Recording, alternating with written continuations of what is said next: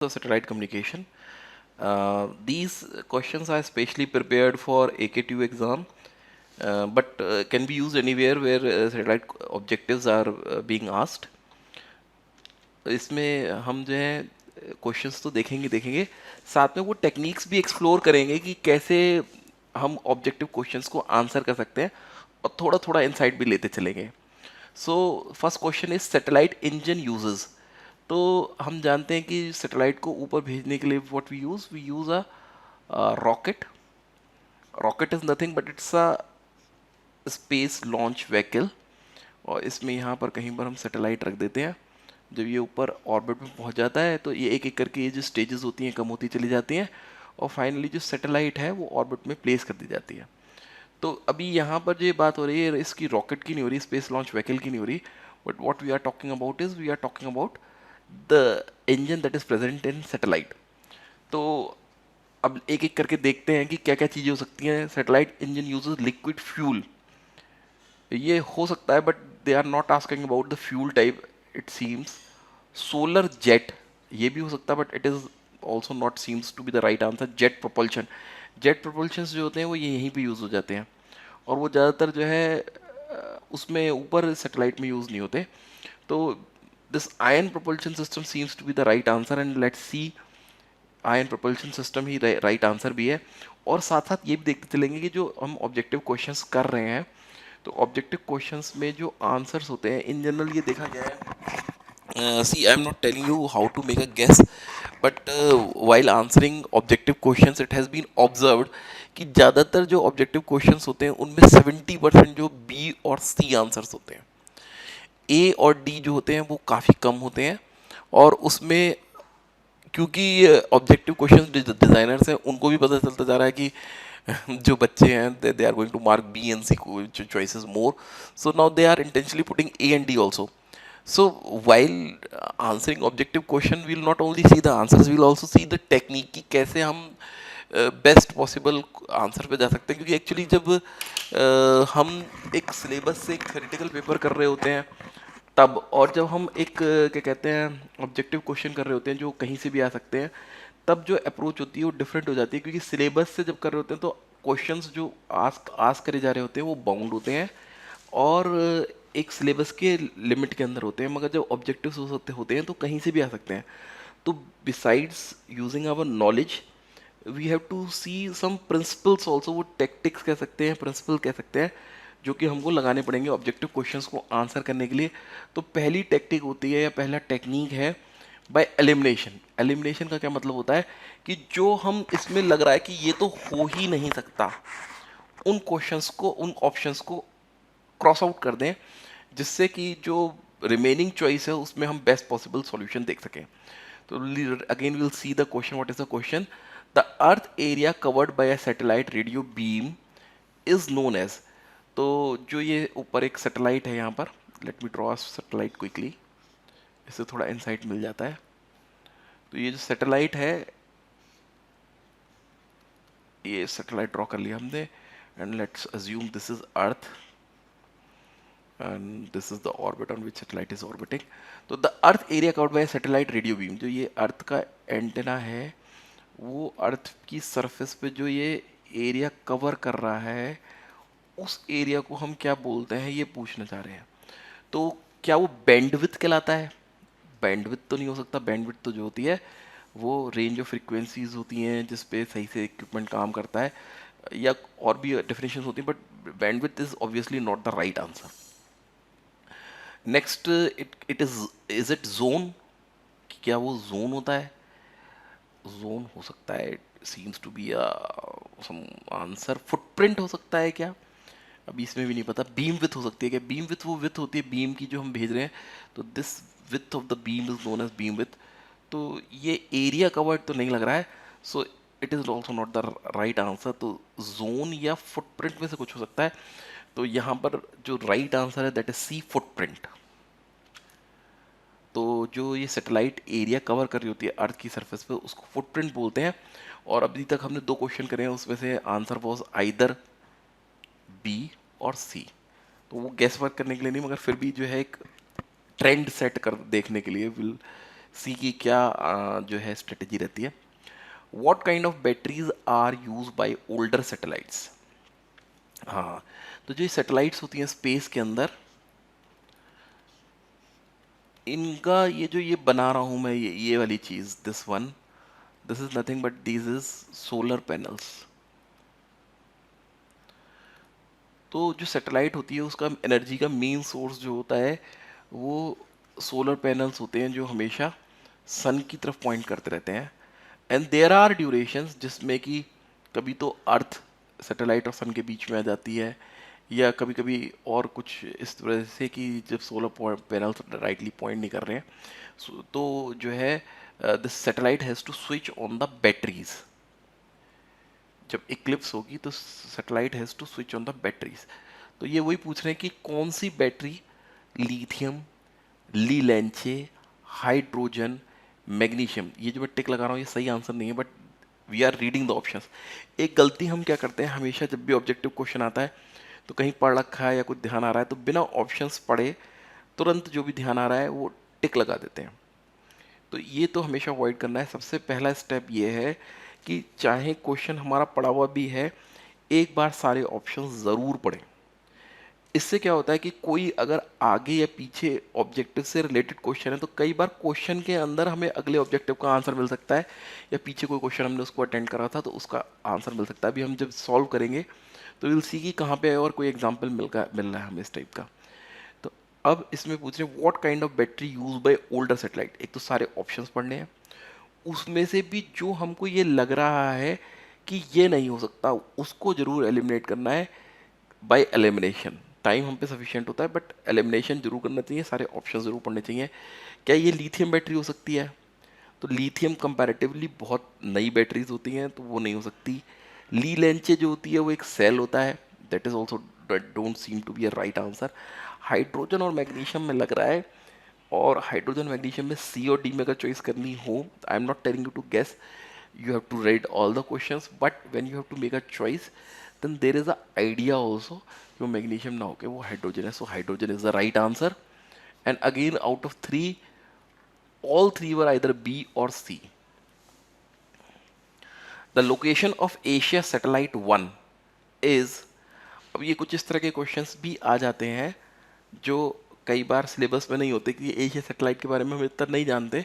तो हमारा इस बार क्या पर्पस रहेगा कि अगर हमको एग्ज़ाम करना है तो किसी भी सब्जेक्ट से रिलेटेड अगर ऑब्जेक्टिव क्वेश्चंस आपको सॉल्व करने के लिए आ रहे हैं तो मैक्सिमम उस पर 100, 150, 200 इतने क्वेश्चंस होते हैं जो कि अवेलेबल होते हैं। उनको अगर हम पढ़ लें तो मोस्ट प्रोबेबली 80% आपका क्वेश्चन पेपर सॉल्व हो जाएगा। बाकी हमारी स्टडीज़ के ऊपर होता है, क्योंकि ऑब्जेक्टिव्स के लिए ज़रूरी है कि हमने कितना पढ़ रखा है।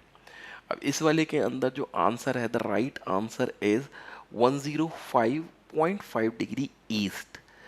तो इसमें क्योंकि अब एक बार हमने पढ़ लिया है, सुन लिया है, तो हमको आइडिया हो गया। उसके अलावा मैं एक छोटा सा आपके लिए राइटअप लिख के लाया हूँ, जिससे कि कभी आइंदा एशिया सैटेलाइट 1 से रिलेटेड कोई क्वेश्चन हो तो आपको ध्यान रह जाए।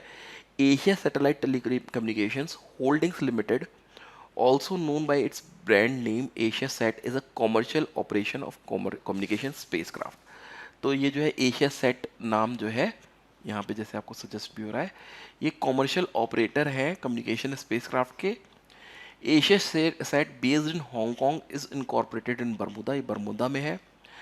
Asia Sat owns and operate 7 satellites, जिसमें Asia Sat 3S, Asia Sat 4, Asia Sat 5, Asia Sat 6, Asia Sat 7, Asia 8 Sat 8 और एशिया सेट 9 है। जो 9 जो है वो न्यूएस्ट वन है। तो ये 105.5 डिग्री जो है ये एशिया सेट 1 के लिए है, और एशिया सेट 1 के लिए जो लोकेशन थी वो 120 डिग्री थी।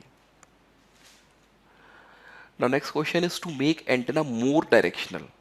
Either its size must be increased or, तो एंटेनास क्या होते हैं? एंटेनास जो होते हैं वो एक special Faraday's law of electromagnetic induction के हिसाब से अगर कोई वायर को हम इलेक्ट्रोमैग्नेटिक फील्ड में रख दें तो उसके अंदर ईएमएफ इंड्यूस होगी, और उसके उल्टा अगर उसके थ्रू इलेक्ट्रिकल एनर्जी करते हैं, फ्लो करते हैं, तो एक फ्रीक्वेंसी के बाद वो रेडिएट हो जाती है। तो जो आइडियली हम चाहते हैं, आइडियली तो ये चाहते हैं कि जो रेडिएशन हो वो सारे डायरेक्शन में इक्वल हो, और जो एंटेना हो वो ओमनी डायरेक्शनल हो और आइसोट्रोपिक हो। ओमनी डायरेक्शनल और आइसोट्रोपिक मतलब कि सब डायरेक्शन में बराबर की पावर रेडिएट करे और सब डायरेक्शन में रेडिएट करे।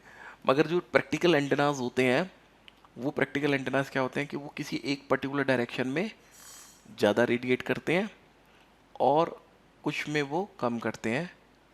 तो ये इसकी जो मेजर बीम होती है, जो मेजर लोब होती है, इसी को इसकी डायरेक्शनल एंटेना एक तरह से कह सकते हैं। तो अब क्या चाहते हैं हम, ये चाहते हैं to make antenna more directional.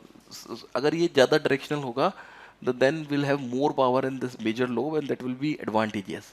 So one thing is that we can increase, either its size must be increased, और या तो हम इसका साइज बढ़ा दें, या क्या कर सकते हैं, दूसरा number of its feed horns must be increase. Feed horns वो होते हैं जो, जैसे आपने ये पैराबोलिक रिफ्लेक्टर देख रखा होगा, तो यहाँ पे जो ये लगे रहते हैं फ्लेयर्ड वेवगाइड जो होती हैं, वो फीड हॉर्न्स होती हैं, और उनका काम होता है कि एनर्जी को यहाँ पर एल एन ए या एल एन बी लगा रहता है उसके ऊपर कंसंट्रेट कर दें। तो number of it feed horns must be increased. तो मगर फीड हॉर्न्स का काम ये नहीं होता कि वो उसकी डायरेक्टिविटी बढ़ाएं, एलिमिनेशन वाला प्रिंसिपल कर रहे हैं।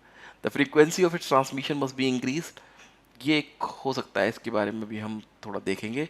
It's effective isotropic radiated power E I R P must be increase.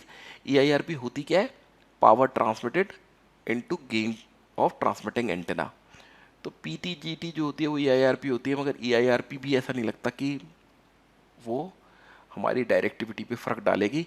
It's footprint must be increase. Footprint तो मैंने आपको भी पीछे वाले उसमें करा था, और ये हमको हेल्प कर सकता है समझने में कि जो सैटेलाइट एरिया कवर करती है उसको फुटप्रिंट कहते हैं। वो फुटप्रिंट जो है डायरेक्टली डायरेक्टिविटी पे डिपेंडेंट नहीं है, फ्रीक्वेंसी भी तो है। अगर फ्रीक्वेंसी बढ़ाते हैं, we increase the frequency at higher frequency, the beam becomes narrower, और जो कवरेज होती है वो कम हो जाती है, but power is concentrated. And if we are working at lower frequency, तो कवरेज ये बढ़ जाती है मगर पावर जो है वो लोअर हो जाती है। तो फुटप्रिंट नहीं है, ये भी नहीं है, और ये भी नहीं है, तो तीन भी हमने एलिमिनेट कर दिया। अब आंसर इज अगेन बी। तो जैसा कि अभी हमने 4-5 क्वेश्चन कर लिए, उसमें आंसर बी एस सी ये हो रहा है। मैं फिर वो नहीं कह रहा कि कोई पर्टिकुलर उसके लिए हम जा रहे हैं, but we are seeing elimination, we are seeing the obvious choices, and they may help to take us decision where the question is unfamiliar and we have to make a guess, or we have to go for one of the option and there is no negative marking। अगर negative marking नहीं है, हमें एक option select करना है, तो अपनी knowledge, principle of elimination, probability, ये सब चीज़ लगा के हम एक better answer पे पहुंच सकते हैं। तो India's first domestic geostationary satellite INSAT 1A was launched on 10th April 1982 from। तो जियो स्टेशनरी का मतलब ये होता है कि एक जल्दी से फिर से फटाफट डायग्राम बनाते हैं। एक सैटेलाइट, ये इसके सोलर पैनल्स बना लिए हमने फटाफट, और ये इसकी दूसरा सोलर पैनल, ऑर्बिट। तो ये ऑर्बिट जियो स्टेशनरी ऑर्बिट है। ये हमने यहाँ पे अर्थ बना ली। तो जियो स्टेशनरी का मतलब है कि अगर एक ऑब्जर्वर अर्थ की सरफेस पे खड़ा हुआ है, तो ये सैटेलाइट हमेशा इसको उसी जगह पे स्टेबल या स्टेशनरी दिखेगी जहाँ पे मतलब ये लोकेटेड है। दो it is not stable, this satellite is also moving and this earth is also moving, but they are moving with same speed, same period, so it appears to this observer on the earth to be stationary। तो ये कह रहे हैं India की first domestic जियो stationery मतलब हम समझ गए कि जो अर्थ पे ऑब्जर्वर खड़ा है उसको स्टेशनरी अपीयर होती है। सैटेलाइट, नाम सैटेलाइट का INSAT 1A है, was launch and on 10th April 1982 from. कहाँ से लॉन्च करी गई थी, नीचे से शुरू करते हैं इस बार।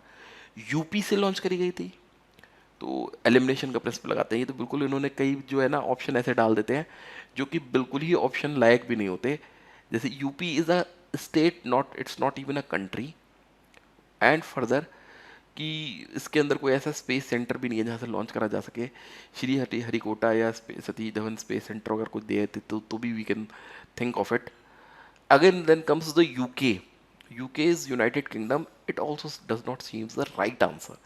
ऐसा क्यों है, क्योंकि ये यूके हमने इतना उसको सुना भी नहीं है। कि जो स्पेस टेक्नोलॉजी में आगे हैं वो यूएसएसआर, स्पुतनिक 1 यूएसएसआर ने छोड़ी थी first satellite, and then NASA.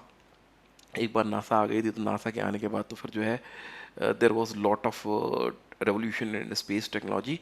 So we have to select between USSR and USA, and USA seems to be the best answer, and USA is the right answer also. तो इसमें भी जो है मैं कुछ चीज़ आपके लिए थोड़ा सा जो एक एक्स्ट्रा शॉट्स जो होते हैं वो लेके आया हूँ. NASA was contracted to launch once INSAT 1A using a Delta 3910 rocket. Rocket against is a space launch vehicle with a PAM-D upper stage. The launch occurred at 6:47 Universal Time on 10 April 1982, which is stated here also, and it was launched from Complex 17A at Cape Carnival. See, this is very important. We should know the various launch bases. Cape Carnival Air Force Station is the launch pad that was used, launch base. Now, next question is settle launch sites are invariably located on eastern seaboards to ensure that. तो ये कह रहे हैं कि satellite जो हम launch करते हैं, लॉन्च करने के लिए ऐसा नहीं है कहीं से भी लॉन्च कर देते हैं. एक पर्टिकुलर साइट होती है जहाँ से हम सैटेलाइट का रॉकेट जो होता है, ये रॉकेट ये छोड़ते हैं. तो वो जो रॉकेट हम छोड़ते हैं वो जो सैटेलाइट को वो एस्टेब्लिश करता है इसमें ऑर्बिट में, वो ये कह रहे हैं कि वो इन जनरल जो सैटेलाइट को लॉन्च करने के बाद जो ये satellite launch sites are invariably located on eastern seaboards. वो सी बोर्ड्स पे रहते हैं और ईस्टर्न सी बोर्ड्स पे रहते हैं. तो इसका ईस्टर्न सी बोर्ड पे रखने का एक कारण तो ये भी होता है कि जो अर्थ की रोटेशनल फील्ड होती है वो एक पुश देती है सैटेलाइट को. तो एक रीज़न तो ये भी होता है. दूसरा एक रीज़न और होता है सी बोर्ड जो बनाते हैं सी साइड में, या ये जो सी लॉन्च अज़ीमुथ्स होते हैं, जो जैपनीज़ थे वो जब तक अपने उनके फिशिंग फ्लीट्स लौट नहीं आते थे तब तक अपने रॉकेट्स लॉन्च नहीं कर सकते थे. तो उनका टाइम फिक्स होता था किस समय वो लॉन्च करेंगे. रीज़न ये था कि जो ये रॉकेट्स होते हैं वो एक टाइप होती है एक्सपेंडेबल लॉन्च व्हीकल्स. तो जैसे जैसे वो ऊपर जाते हैं अपनी स्टेजेस रिलीज़ करते जाते हैं. तो वो डेब्रीज जो होती हैं वो कहीं उनके फिशरमैन के ऊपर ना गिर जाए, या पॉपुलेटेड एरिया में नहीं कर सकते कि जो उसके यूज्ड पार्ट्स हैं they should not fall on the populated areas. तो इसके लिए वो वेट करते थे. तो अभी तो यहाँ पे अभी हमको आंसर पता भी चल गया, मगर फिर भी देखते हैं एक बार options. Launch take place eastward, eastward जाएगी launch. Expenditure of propulsion fuel is reduced during plane charging. ये बात सही है कि प्रोपल्शन फ्यूल थोड़ा सा कम यूज हो सकता है क्योंकि अर्थ की वेलोसिटी एक कंपोनेंट बन जाती है उस स्पेसक्राफ्ट को लॉन्च करने में, मगर वो प्लेन चेंजिंग या कुछ इस टाइम पे नहीं बनती. The satellite achieves circular orbit quickly. तो क्विकली भी नहीं ऐसा होता है, इसमें भी ये भी नहीं है और ये भी नहीं है. बाय एलिमिनेशन इट बिकम्स, जो मैंने आपको बताया था, spent rocket motor and other launcher debris fall into the sea. So this is the right answer कि जो उसके बचे हुए पार्ट्स हैं, एक्सपेंडेड मटेरियल है, वो मेन लैंड पे ना गिर के सी में गिरे. सो this is the right answer.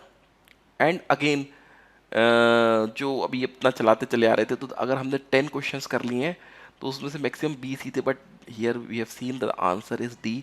So this is exceptional. वो एक परसेंटेज थी कि मैक्सिमम 20 ही होते हैं. तो ऐसा नहीं है कि आँख बंद करके हमको सारे ऑप्शंस पढ़ने हैं, एलिमिनेशन की टेक्निक लगानी है, then we have to select the right answer.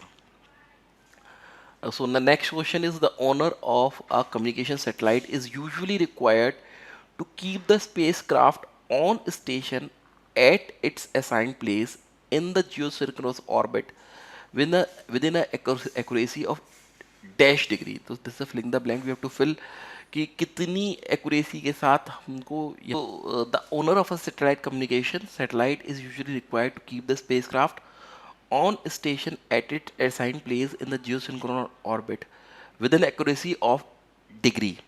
तो यहाँ पे फिलिंग द ब्लैंक्स है, यहाँ पे हमें भरना है. तो let me tell you one thing. ये सपोज ये सैटेलाइट है, ये इधर ये सैटेलाइट बना लेते हैं अपनी. तो ये सैटेलाइट का जो एंटेना है यहाँ, it should always accurately point toward the earth station antenna. ये इसको एक्यूरेटली पॉइंट करना होता है. तो ये कह रहे हैं कि कितने डिग्री तक की एक्यूरेसी परमिसिबल है.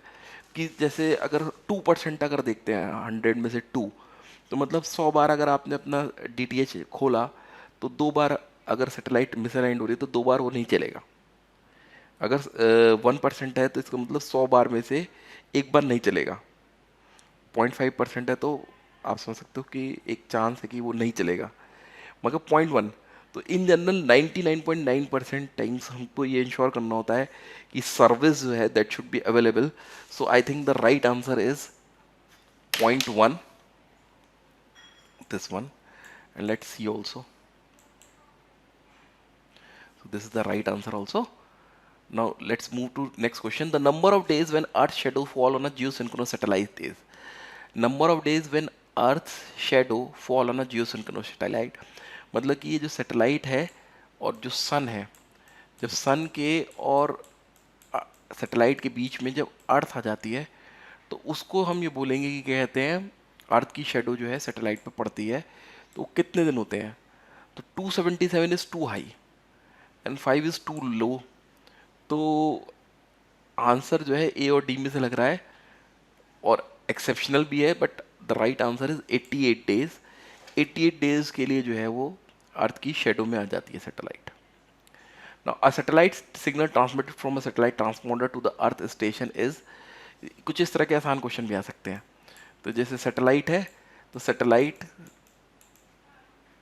बन गई है थोड़ा सा सैटेलाइट, तो सैटेलाइट से ये कह रहे हैं जो सिग्नल जो नीचे से ऊपर जाता है वो कहलाता है अपलिंक, जो ऊपर से नीचे आता है वो कहलाता है डाउनलिंक।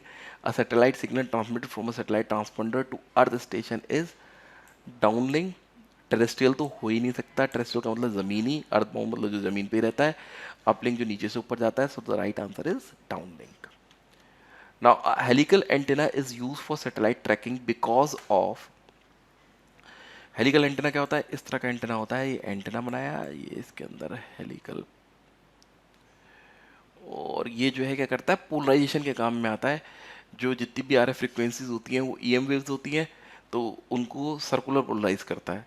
अब मैंने शायद आपको आंसर बता दिया मगर फिर भी हम एक बार सब देखेंगे कि गेन के लिए होता है, गेन के लिए सर्कुलर इसकी ज़रूरत नहीं है।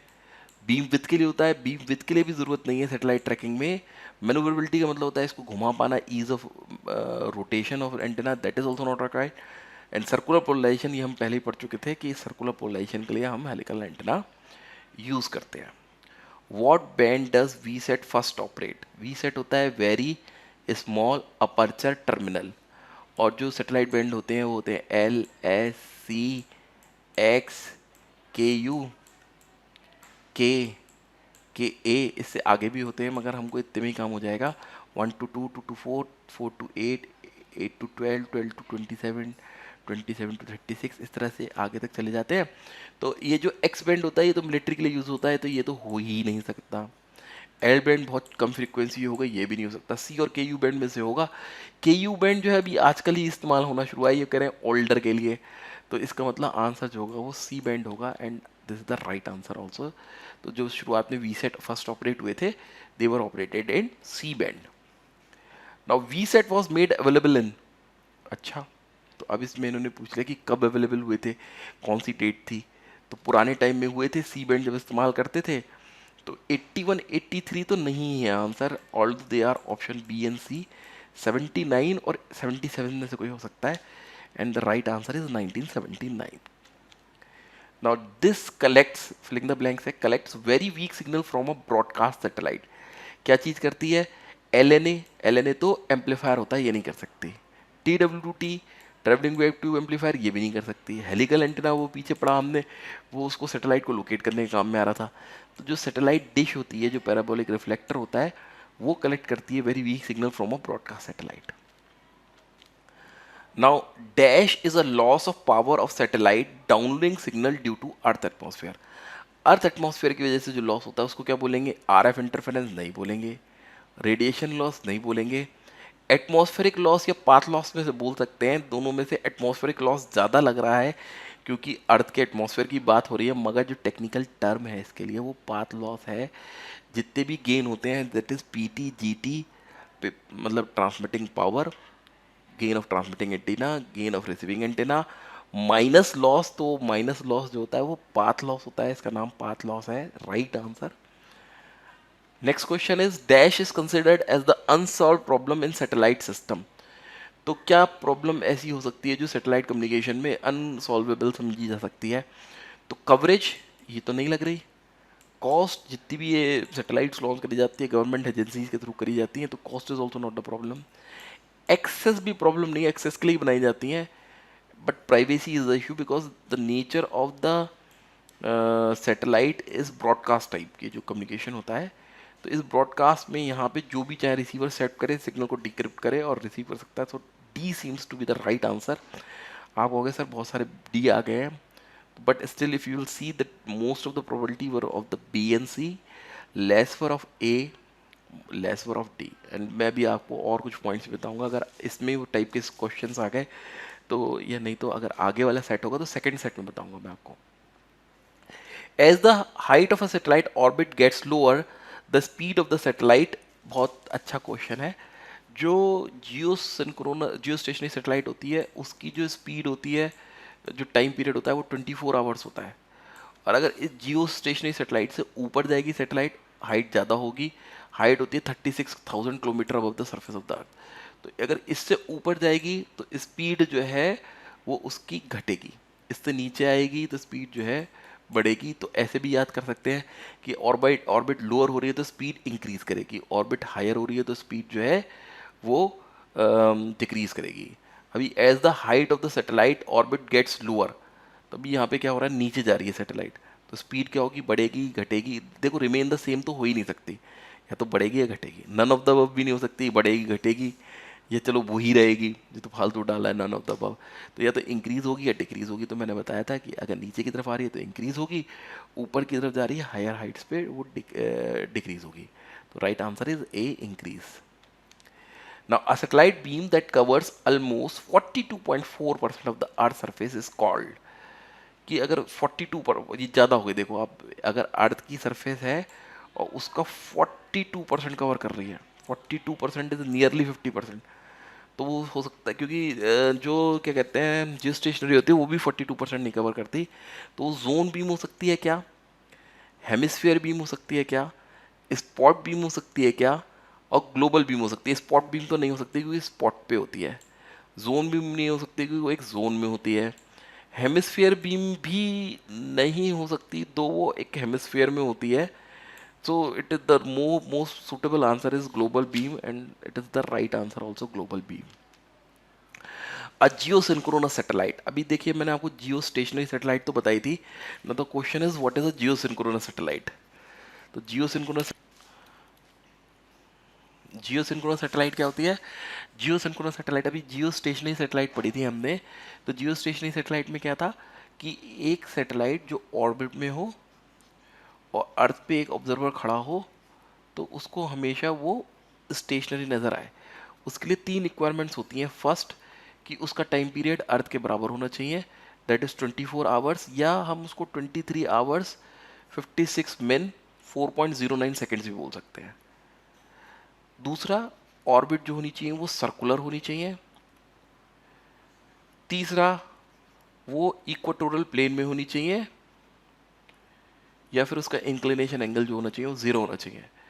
तो और जितनी भी जियो स्टेशनरी सेटेलाइट्स होती हैं वो स्पेसिफिक केस है, एक स्पेशल केस है जियो सिंक्रोनस का। तो ये कह रहे हैं geosynchronous satellite has the same period that of Earth, circular orbit, rotates in the equatorial plane, so has all of the above. So the right answer is D, that is has all of the above.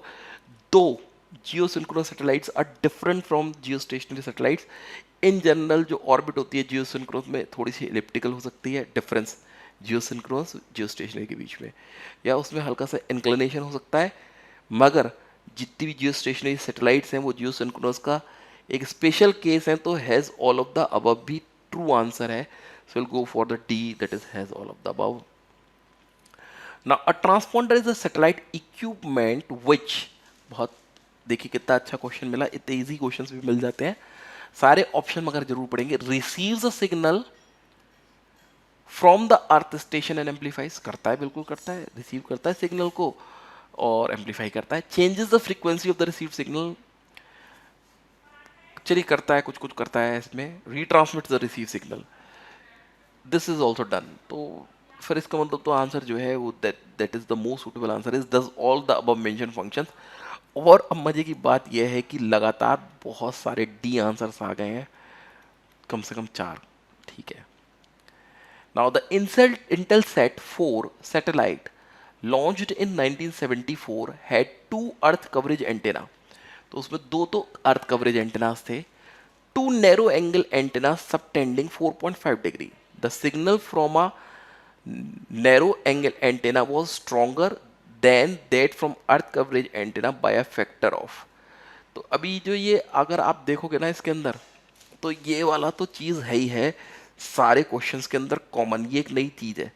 देखिए ये सब में common है, इसका मतलब ये तो answer है ही है कि जिसके अंदर 17.34 डिवाइडेड बाई 4.5 आ रहा है। एक्चुअली जो 17.34 जो है वो एंगल है जिसपे हम इनको सबटेंड करते हैं, और 4.5 से डिवाइड करके आ रहा है क्योंकि ये नया जो इसमें नैरोअर एंगल जो ऐड करा है इस वजह से। तो 17.34 और 4.5 तो है ही है answer, but they are saying it become stronger, so it is becoming stronger. तो फैक्टर वाली चीज़ होगी या तो ये वाली या ये वाली। तो the most possible answer is this one, and this is the right answer also. ये थोड़ा याद भी रखने पड़ते हैं।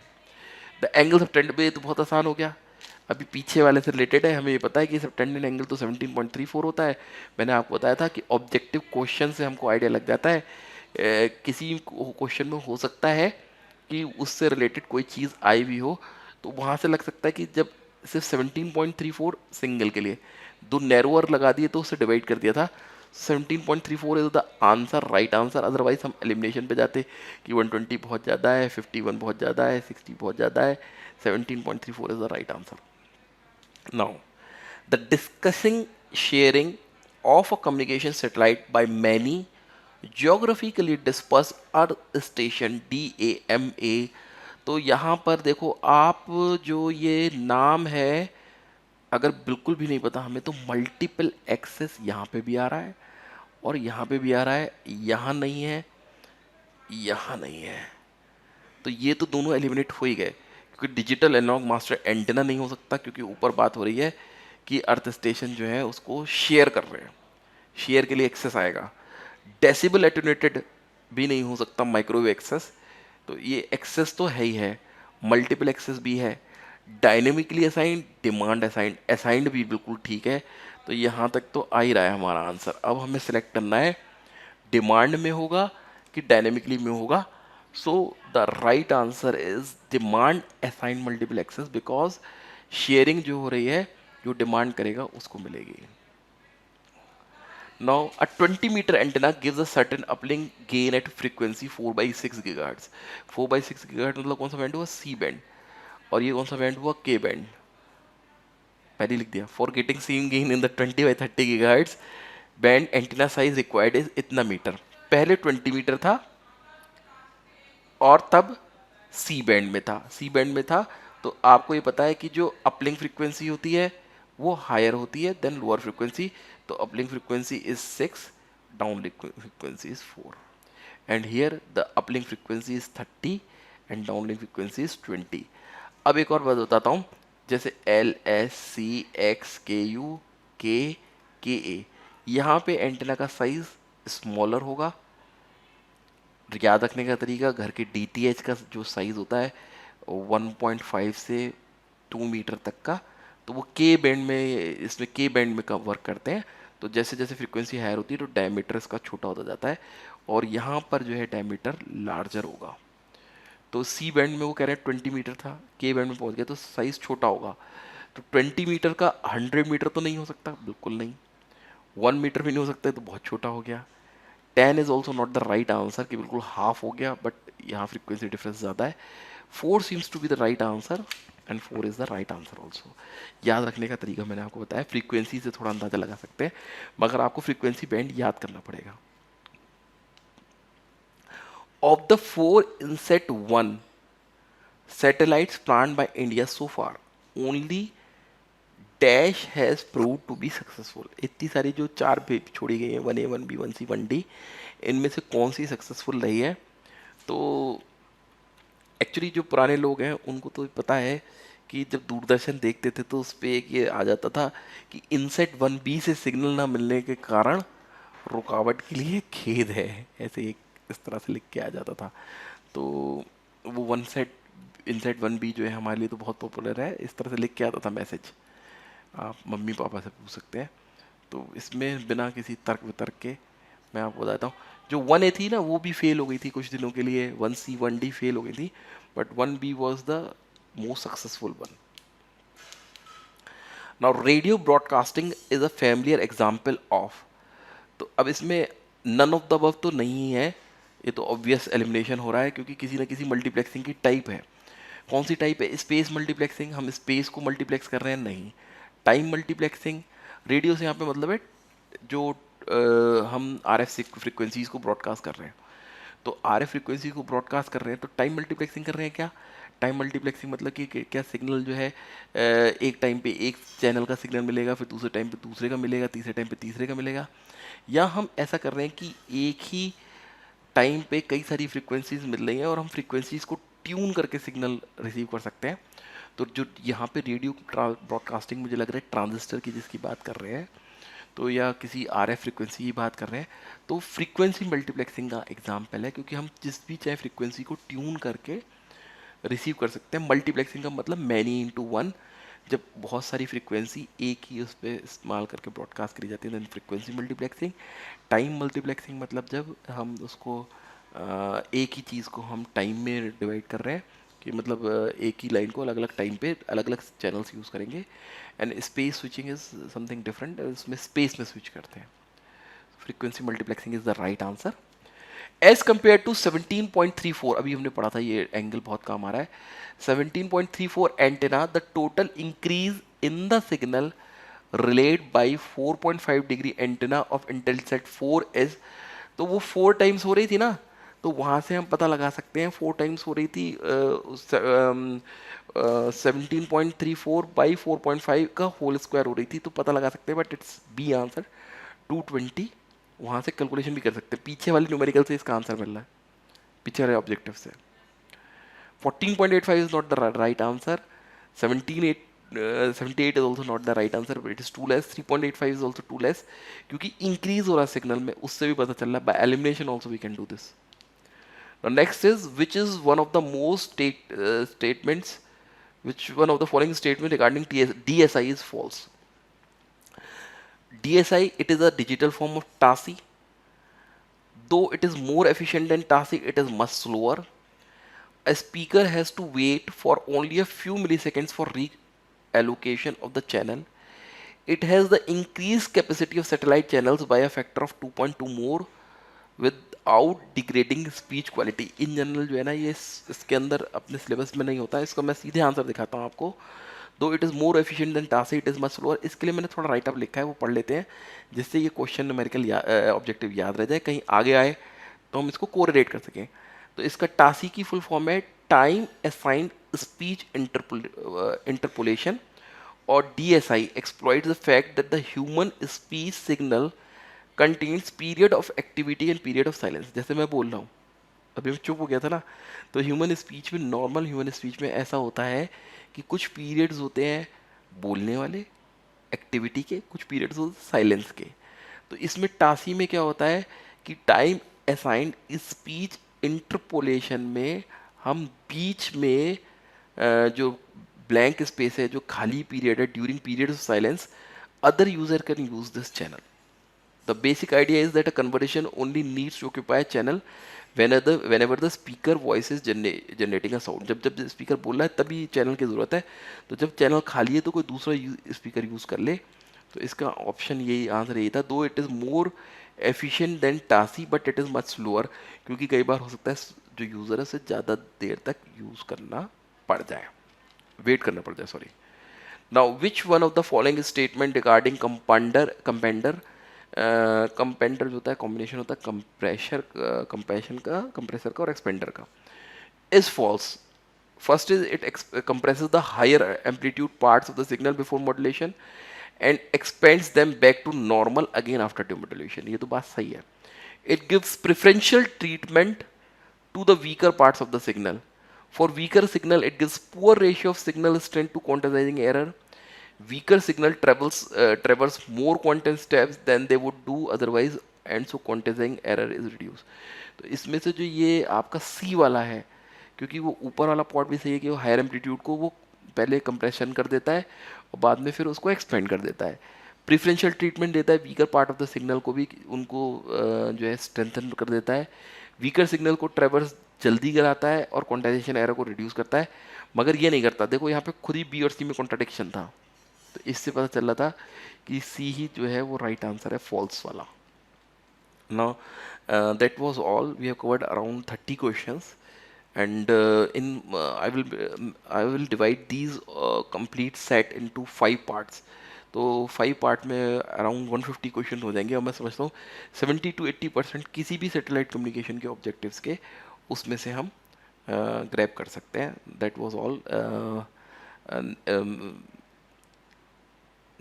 and see you in the next part. Thank you.